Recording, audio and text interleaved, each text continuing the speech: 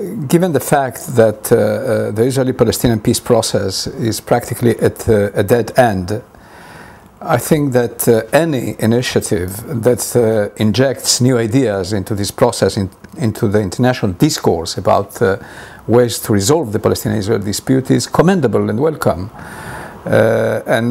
Eventually, in real life, that is, when Israelis and Palestinians decide that they want seriously to solve their differences, the idea of a confederation, once a peace agreement has been reached between the parties, is something that makes sense, because in this small space between the Jordan River and the Mediterranean, it makes sense because there is a contiguity in terms of history, in terms of geography, in terms of economic possibilities.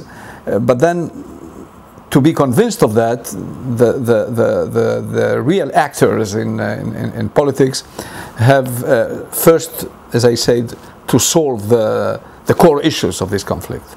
If the Israeli side believes that the confederation, that the idea of the confederation might help them resolve some of the intractable issues in a way that is acceptable to the Israelis. So, because if the idea of the confederation sort of dilutes some the seriousness of some of the problems in terms of Israel, Israel would welcome it.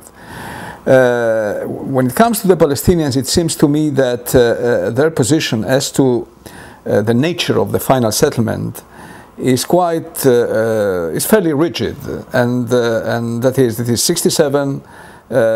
Jerusalem, some solution to the refugee problem, and therefore there is nothing to dilute here. This is what they want, and they have made it clear in recent years. Much depends on the nature of the agreement, of the peace agreement. If it helps the parties to digest better the kind of compromises and concessions they need to make.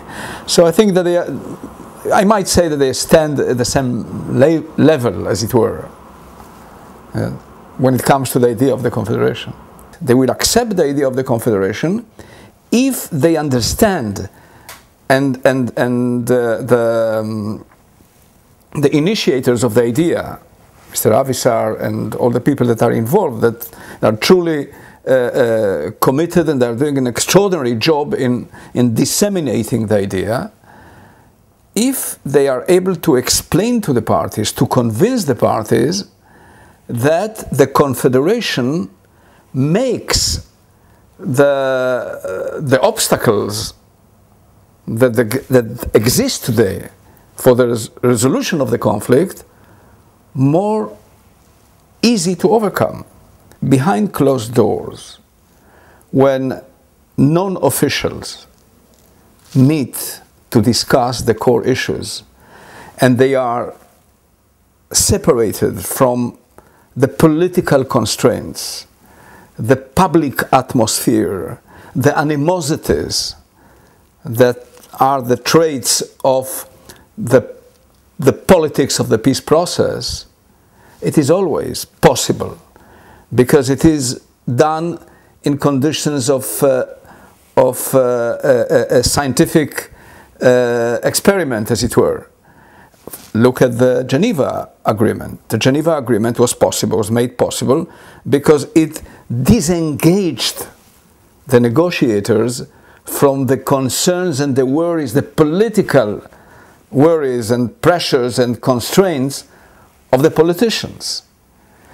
In this peace process, peace was defeated by the politics of the peace process. So if you sort of seclude, isolate the negotiators from what surrounds the process, it is possible and feasible to reach an agreement like the Geneva Agreement.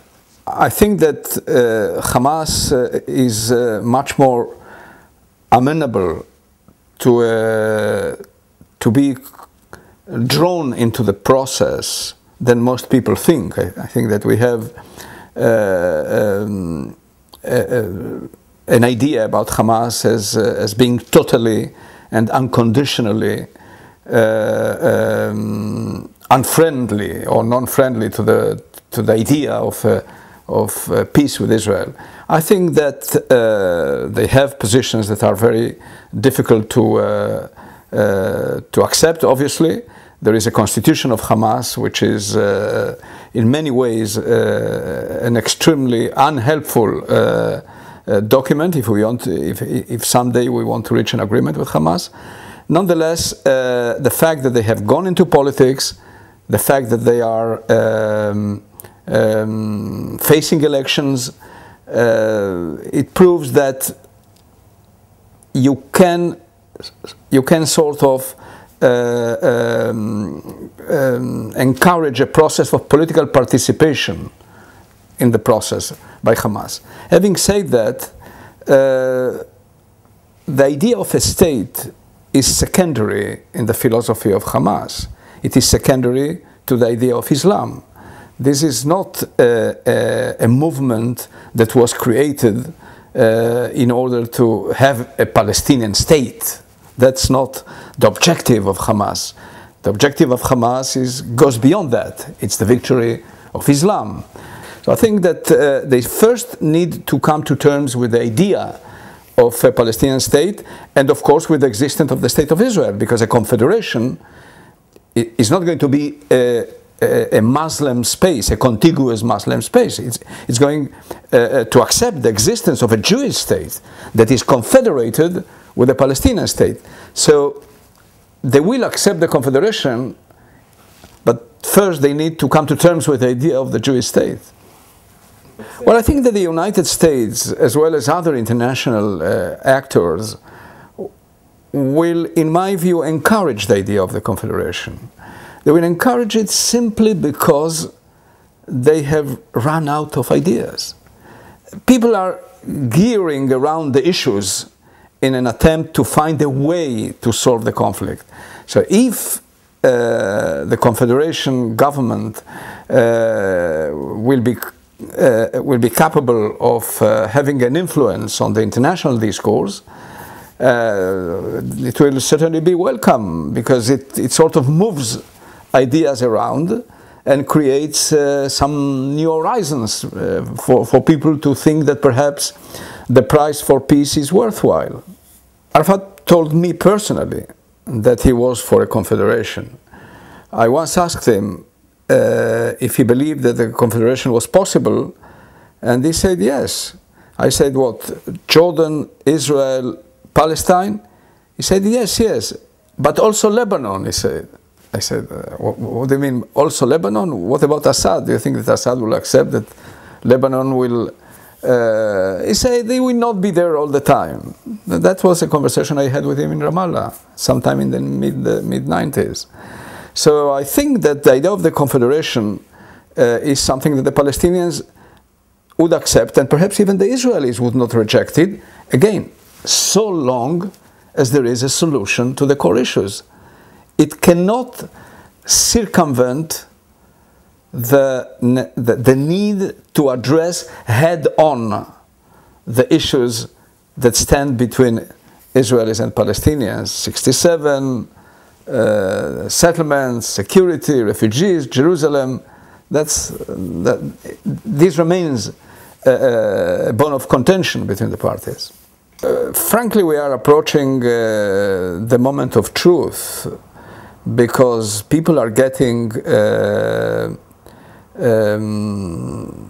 tired with trying to negotiate something that does not come about. It's the best solution that we can think of, that is the two-state solution. But what happens if it doesn't come about?